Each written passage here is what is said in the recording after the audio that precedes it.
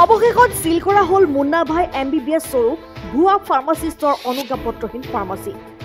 বৰপেটা ৰোডৰ সমীপৰ বাক্সাৰ মাজৰ গাঁৱৰ জোৰান আলীৰ আসিফুল মেডিকেল নামৰ ফাৰ্মাচীখন সিল কৰি বিভিন্ন আপত্তিজনক ঔষধ জব্দ কৰে। ইতিমধ্যে আটক হোৱা ভুৱা ফাৰ্মাচিষ্ট জোৰান আলীৰ ফাৰ্মাচীখনত বাক্সা জিলা ঔষধ পৰিদৰ্শক মহকুমা আৰক্ষী বিষয়াসহ এটা দলে সিল কৰি ফাৰ্মাচীখনত মজুত ৰখা 47 বিধ বিভিন্ন বেমাৰৰ টেবলেট বহু কেইবিধ ম্যাদ উকলা ঔষধ জব্দ কৰে। উল্লেখ্য যে কিছুদিন পূৰ্বে মুন্না ভাই MBBS ৰূপী এগৰাকী ভুৱা ফাৰ্মাচিষ্টৰ এটা ম্যাদ উকলা বেজিত অকাল মৃত্যুৱে সাৱটি লৈছিল বৰপেটা ৰোডৰ সমীপৰ বাক্সা জিলাৰ খাটালপাৰাৰ লাইজু ৰামচিয়াৰীৰ পুত্ৰ বাবুল ৰামচিয়াৰীয়ে। বাবুল ৰামচিয়াৰীয়ে সাধাৰণ ভৰিত বিষ অনুভৱ কৰাত ঔষধ বিচাৰি আহিছিল মুন্না ভাই MBBS ৰূপী জোৰান আলীৰ ওচৰত। পিছত জোৰান আলীয়ে এটা বেজি দিয়ে আৰু ঘৰলৈ গৈ অসুস্থ হৈ পৰে বাবুল ৰামচিয়াৰী। পৰৱৰ্তী সময়ত হস্পিটেলত ভৰ্তি কৰা হয় যদিও মৃত্যুক সাৱটি লয় খাটালপাৰাৰ বাবুল ৰামচিয়াৰীয়ে। ইতিমধ্যে আৰক্ষীয়ে আটক কৰিছে ভুৱা ফাৰ্মাচিষ্ট জোৰান আলীক। উল্লেখ্য যে বৰপেটা বাক্সা জিলাৰ বিভিন্ন প্ৰান্তত এইদৰে এছাম মুন্না ভাই ৰূপী ভুৱা ফাৰ্মাচিষ্ট চিকিৎসকে চলাই গৈছে অনুজ্ঞাপত্ৰ অবিহনে ফাৰ্মাচী। এই সন্দৰ্ভত ৰাজ্যৰ মুখ্যমন্ত্ৰী তথা স্বাস্থ্য বিভাগে এইসকল ভুৱা ফাৰ্মাচিষ্টৰ অনুজ্ঞাপত্ৰহীন ফাৰ্মাচীৰ বিৰুদ্ধে কি ব্যৱস্থা গ্ৰহণ কৰে সেয়া হ'ব পৰৱৰ্তী সময়ত লক্ষণীয়। আমি কমপ্লেইন পাই পেলাই আহিলোঁ আজি আৰু ইয়াত আমি প্ৰথম গোটেই মেডিচিনখিনি চালোঁ। চোৱাৰ আগতে প্ৰথমতে লাইচেঞ্চখনৰ কথা চালোঁ। লাইচেঞ্চ এখন দেখুৱাইছে, কিন্তু যিখন লাইচেঞ্চ আছে সেইখনৰ ভেলিডিটি নাই, 2019তে খতম হ'ল। চ' এতিয়া যদি চাব লগা হয় as per drugs and cosmetic act section 18C অনুসৰি এইখনৰ ভেলিড ড্ৰাগ লাইচেঞ্চ নাই। সেয়েহে আমি আমাৰ যিখিনি আছে সেই আমাৰ ৰুলছৰ অনুসৰি আমি চিজ কৰিলোঁ। চিজ কৰি 47 টাইপছ অফ এলোপেথিক মেডিচিন যিখিনি চিজ কৰিলোঁ, আৰু লগতে তাৰ পৰা 4 টাইপ অফ এক্সপায়াৰ্ড মেডিচিন পালোঁ। সেই গোটেইখিনি চিজ কৰিছোঁ। চিজ কৰি পেলাই এতিয়া ড্ৰাগছ এণ্ড কছমেটিক এক্টৰ অনুসৰি যিখিনি আছে সেইখিনি আমি কোৰ্ট কেছ কৰিম, কাইলৈ কোৰ্টত প্ৰডিউচ কৰিম।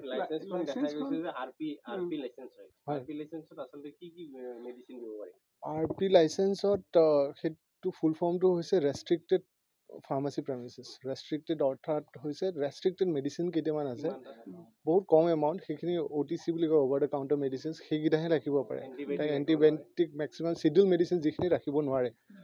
আৰু এটা কথা হৈছে, যদিও ফাৰ্মাচী লাইচেঞ্চ থাকে, ফাৰ্মাচীত ট্ৰিটমেণ্টৰ কাৰণে নহয়, ফাৰ্মাচীত ইনজেকশ্যন ল'বৰ কাৰণে নহয়, ফাৰ্মাচীত মেডিচিন ক্ৰয় কৰিবৰ কাৰণে হয়। যদি কোনোবাই ট্ৰিটমেণ্ট কৰিবলৈ যায়, হস্পিটেল আছে, হস্পিটেলত যাব, প্ৰথমতে ডক্টৰক দেখুৱাব, ডক্টৰক দেখুৱাই পেলাই ফাৰ্মাচীৰ পৰা মেডিচিন ক্ৰয় কৰিব। আৰু যিখিনি ইনজেকশ্যন ল'ব লগা হয়, কোৱালিফাইড পাৰ্চন হৈছে নাৰ্ছ আৰু ডক্টৰ, তেখেতলোকৰ পৰা ল'ব।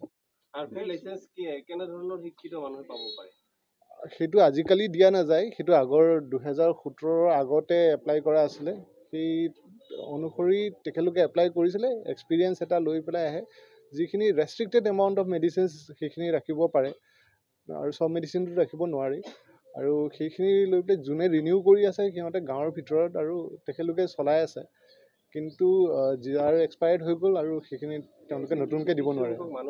গাঁও অঞ্চলত দেখি আছোঁ যে ক্লাছ 8, 7, 6ত পৰা ল'ৰাই নিজে গাঁৱৰ অঞ্চলৰ মানুহখিনিক ডক্টৰ বুলিয়ে মাতে আৰু তেওঁৰ চিকিৎসা কৰি আছে, এনেধৰণৰ, যাৰ ফলত এনেধৰণৰ মৃত্যু সাৱটি ল'ব লগা হৈছে। এই ক্ষেত্ৰত আপোনালোকে কি ব্যৱস্থা লৈছে? ট্ৰিটমেণ্ট মই কৈছোঁ, মই ট্ৰিটমেণ্ট পাৰ্টটো মই নাচাওঁ। ট্ৰিটমেণ্ট পাৰ্টটো আছে as per clinical establishment act আণ্ডাৰত চাব। মোৰ পাৰ্টটো হৈছে মই ড্ৰাগছ এণ্ড কছমেটিক এক্টৰ আণ্ডাৰত চাওঁ। যোনে মেডিচিনখিনি বেচে বা যোনে মেডিচিন কোৱালিটি মেডিচিন ৰাখিছেনে নাই সেইটো অনুসৰি মই চাওঁ। হয়, তেখেতৰ নামতে আছে, কিন্তু ভেলিড নাই, মানে সেইটো নাই। আপুনি 2024 জুনত তেওঁ ঢুকাইছে, বাবুল ৰামচিয়াৰী। আজি মোটামুটি 15 দিনমানেই হ'ল। ইমান দিন পিছত আহিলে। হয়, এইটো আমাৰ আচলতে প্ৰথমতে পুলিচ কেছ হৈ আছিলে। পুলিচ কেছৰ প্ৰথমতে আমাক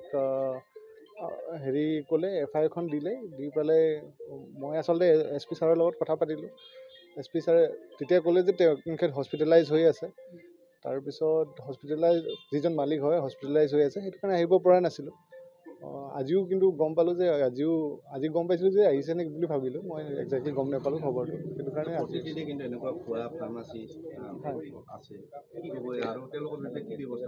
মইতো আপোনালোকেও গম পায়, মই ডেইলি লৈ আছোঁ, মই ডেইলি ইনস্পেকশ্যনত আহি আছোঁ, আৰু যেতিয়াই পাওঁ যেতিয়াই ক'ৰবাত যদি কিবা পাওঁ মই এইখিনি চিজ কৰিছোঁ, কোৰ্ট কেছ কৰিয়ে আছোঁ, গম পাইছে।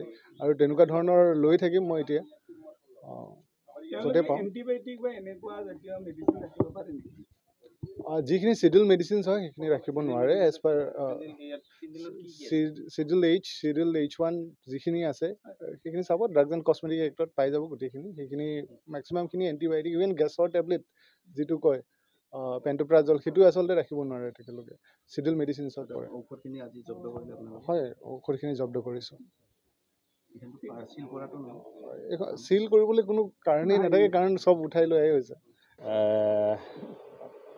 খুব কম বয়স, 27-28 বছৰীয়া যুৱক বাবুল ৰামচাৰী, আৰু সৰু সৰু কণ কণ ল'ৰা ছোৱালী দুটা আছে। এটা তো এই ফাৰ্মাচীখনৰে ইয়াত তেখেতৰ গা বেয়া কৰাৰ কাৰণে ইয়াতে আহি তেখেতে পৰামৰ্শ লৈছিলে, আৰু এই পৰামৰ্শ মৰ্মে তেখেতক কিবা ইনজেকশ্যন দিছিলে, আৰু যিটো ইনজেকশ্যনে তেওঁৰ কাল হৈ গ'ল, আৰু ইনজেকশ্যন দিয়াৰ 5-6 ঘণ্টা পিছতে সেই দিনটোতে তেখেতে মৃত্যুবৰণ হৈছে। গতিকে খুব দুখজনক প্ৰথম কথা হ'ল ঘটনাটো। আৰু ইয়াৰ লগে লগে এটা ৰাইজৰ মনলৈ প্ৰশ্ন আহিছে যে এইবোৰ ফাৰ্মাচী বা এইবোৰ এনে ক্লিনিকবিলাকৰ আচলতে লাইচেঞ্চ বা অনুজ্ঞাপত্ৰ আছেনে নাই। কাৰণ মানুহৰ লাইফটো ফাৰ্ষ্ট প্ৰায়ৰিটি, জীৱনটো প্ৰথম। গতিকে চৰকাৰখনে মানুহৰ স্বাস্থ্যৰ কাৰণে বিভিন্ন ধৰণৰ পদক্ষেপ লৈছে, মানুহৰ বিভিন্ন ধৰণৰ আঁচনি দিছে, বিভিন্ন ধৰণৰ মানুহৰ জীৱন ৰক্ষাৰ কাৰণে, বেমাৰ হোৱাৰ কাৰণে মানুহক বিভিন্ন ধৰণে সহায় কৰিছে। কিন্তু আমাৰ এনেকৈ এইবোৰ অঞ্চলত আলিয়ে গলিয়ে বিভিন্ন চক বজাৰত এনেকুৱা ধৰণৰ ক্লিনিক আছে, ফাৰ্মাচী আছে। এইবিলাক আচলতে চৰকাৰীভাৱে তেওঁলোকৰ লাইচেঞ্চ আছেনে নাই, তেওঁলোকে কিবা ফাৰ্মাচী পাছ কৰি আহিছেনে নাই, আৰু মেডিচিনবিলাক তেওঁলোকে দিব পাৰেনে নাই, প্ৰেছক্ৰাইব কৰিব পাৰেনে নাই, আৰু ইনজেকশ্যন কৰিব পাৰে নাই, এইবিলাক চোৱাৰ কাৰণে এটা বিভাগীয় এটা ডিপাৰ্টমেণ্ট আছে। আমি দেখিছিলোঁ ড্ৰাগছ ইনস্পেক্টৰ অলপ আগতে আহিছে, তেওঁলোকে এনকুৱাৰী কৰিছে। কিন্তু মানুহৰ যে লাইফ গুচি গ'ল, জীৱনটো গুচি গ'ল, এইটো কোনোবাই ঘূৰাই দিব পাৰিব নেকি? তেওঁৰ ল'ৰা ছোৱালীৰ দায়িত্ব কোনে ল'ব আজি? গতিকে ৰাইজৰ মাজত এইবিলাক প্ৰশ্ন আহিছে। আমি সামাজিকভাৱে কাম কৰা হিচাপে আমি তেখেতসকলৰ খবৰ লৈছোঁ, আমি দুখ পাইছোঁ। কিন্তু আমি চৰকাৰক আমি দাবী জনাব বিচাৰিছোঁ, বিভাগীয় কৰ্তৃপক্ষক আমি দাবী জনাব বিচাৰিছোঁ, এই ঘটনা যাতে আৰু পুনৰাবৃত্তি নহয়। আৰু আমাৰ এই অঞ্চলৰে আশে পাশে বিভিন্ন চক বজাৰত এনেকুৱা ধৰণৰ আমি ফাৰ্মাচী দেখিছোঁ, ক্লিনিক দেখিছোঁ। এইবিলাকে তেওঁলোকে এনেকৈ মেডিচিন দি ৰাইজৰ তেওঁলোকে স্বাস্থ্যসেৱা আগবঢ়াই আছে, কিন্তু তেওঁলোকে ইয়াত নিখুঁত হয়নে নাই? কাৰণ স্বাস্থ্যৰ ক্ষেত্ৰততো কোনো কম্প্ৰমাইজ কৰিব নোৱাৰি। আৰু আমি জনামতে বেছিভাগ এনেকুৱা ধৰণৰ ফাৰ্মাচীত তেওঁলোকে ডেট যোৱা, এক্সপাইৰী থকা মেডিচিন বিক্ৰী কৰি এনেকৈ ধৰণে গাঁও অঞ্চলবিলাকক বেমাৰীক বা আমাৰ যিবিলাক ৰোগী থাকে তেওঁলোকক এনেকৈ মেডিচিন বিক্ৰী কৰি থাকে, দি থাকে। তেওঁলোকক এনেকৈ ধৰক ইটো ঢুকাইছে, ঠিকে আছে, বহুততো এনেকৈ ছাইড এফেক্ট হৈ অন্যান্য আনুষংগিক বেমাৰো হ'ব পাৰে। কাৰোবাৰ কিডনী বিফল হ'ব পাৰে, কোনোবাৰ কিবা বিফল হ'ব পাৰে, পেইন কিলাৰ বা এনেকুৱা ধৰণৰ ইনজেকশ্যন দি। গতিকে আপোনালোকৰ সাংবাদিক বন্ধুসকল যোগেদি মই চৰকাৰৰ বিভাগীয় কৰ্তৃপক্ষক, আজি ইয়াত বাক্সা জিলাৰ এডমিনিষ্ট্ৰেশ্যন আহিছে, তেওঁলোকক দাবী জনাব বিচাৰিছোঁ, আমাৰ এই অঞ্চলত থকা বিভিন্ন চক বজাৰে থকা এনেকুৱা ধৰণৰ ক্লিনিকবিলাকত যাতে তেওঁলোকে পুংখানুপুংখকৈ এইবিলাক অনুসন্ধান চলায়, আৰু ভৱিষ্যতে যাতে মানুহৰ জীৱনক লৈ খেলা খেলিব নোৱাৰে তাৰ কাৰণে এইবিলাক তেওঁলোকে দৃষ্টিগোচৰ হোৱা উচিত। আৰু চৰকাৰখনেও যাতে এই ক্ষেত্ৰত আমাৰ বিভাগীয় মেডিকেল ডিপাৰ্টমেণ্ট বা স্বাস্থ্যসেৱা বিভাগে যাতে ইয়াত নজৰ দিয়ে, তাৰ কাৰণে মই আহ্বান জনাইছোঁ। এটি মেডিকেল ডিপাৰ্টমেণ্টৰ গাফিলতি নহ'লেও তেওঁলোকৰ ক'ৰবাত যেন ইয়াতে তেওঁলোকৰ লেবছ আছে, তেওঁলোকৰ যি ধৰণে তেওঁলোকে এইবিলাক চাব লাগিছিলে। কাৰণ তেওঁলোকৰতো চৰকাৰে সা সুবিধা দিছে, গাড়ী এখন দিছে তেওঁলোকক। হয়, তো এই ধৰণৰ কথা আমি আগতেও এনেকৈ শুনিছিলোঁ। এইবাৰ আমাৰ এই অঞ্চলতে এনেকুৱা ঘটনা এটা হ'ল। গতিকে এইবিলাক যাতে আৰু ভৱিষ্যতে হ'ব নোৱাৰে তাৰ কাৰণে চৰকাৰে ব্যৱস্থা লওক। আৰু বিশেষকৈ এই ডিপাৰ্টমেণ্টৰ যিবিলাক বৰমূৰীয়া আছে তেওঁলোকে ঘৰতে খাই বৈ শুই থাকে, নে অফিচতে বহি এইবিলাক খবৰ লৈ থাকে ফিল্ড ভেৰিফিকেশ্যন কৰিব লাগে নে নাই কাৰণ এইটো ফিল্ডৰ ডিউটি ফিল্ডত আহি চাব লাগে ক'ত কি ফাৰ্মাচী আছে তেওঁলোকৰ লিষ্ট আছে এই অসম আদিত্য বৰপেটা NKS হুণ্ডাইলৈ স্বাগতম নৰ্থ ইষ্টৰ প্ৰথম GDSI 2.0 ফিচাৰ্ছ ডিলাৰ হৈছে NKS হুণ্ডাই অত্যাধুনিক সা সুবিধাৰে তৈয়াৰী most আপডেটেড হুণ্ডাই ডিলাৰ এতিয়া ডিব্ৰুগড়ত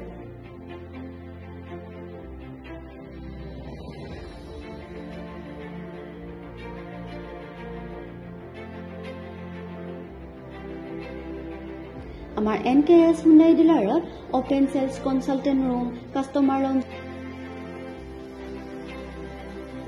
লগতে পুৰণি গাড়ীৰ এক্সচেঞ্জ ফেচিলিটিও ৰখা হৈছে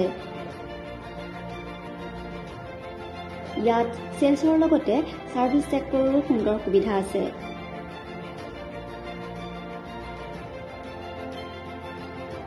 প্ৰয়োজনীয় সকলো এডভান্স টুলছ হুইল বেলেন্সিং এলাইনমেন্টৰ অত্যাধুনিক machine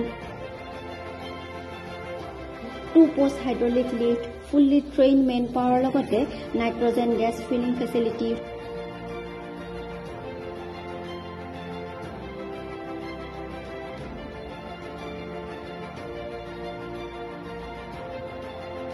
fully automatic car washer facility সুবিধা আছে